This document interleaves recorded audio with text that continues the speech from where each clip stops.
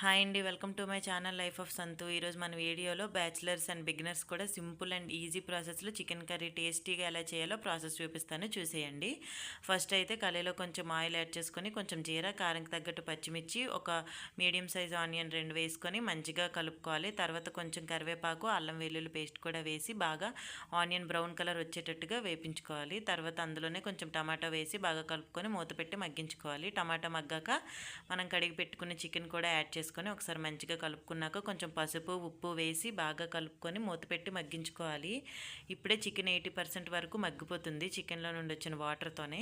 తర్వాత అందులోనే కొంచెం కారం కూడా వేసి ఒకసారి బాగా కలుపుకొని మూత పెట్టాలి ఒక 1 మినిట్. తర్వాత అందులో మనకు ఒక మీడియం సైజ్ గ్లాస్తో వాటర్ యాడ్ చేసుకోవాలి. యాడ్ చేసుకొని బాగా కలుపుకొని మూత పెట్టి ఒక 5 మినిట్స్ మగ్గించుకోవాలి మీడియం ఫ్లేమ్లో.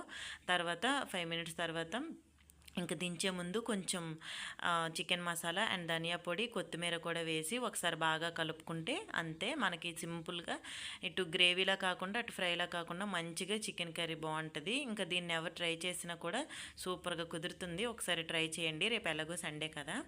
అంతే. ఇంకా వీడియో నచ్చితే లైక్ చేసి, షేర్ చేసి, సబ్స్క్రైబ్ చేసుకోండి. వీడియో చాలామంది చూస్తున్నారు కానీ సబ్స్క్రైబ్ చేసుకోవట్లేదు, లైక్ చేయట్లేదు. ప్లీజ్ గైస్ సపోర్ట్ చేయండి, మంచి మంచి వీడియోస్ పెడతాను. అంతే. ఇంకా నెక్స్ట్ వీడియోలో కలుద్దాం. బాయ్.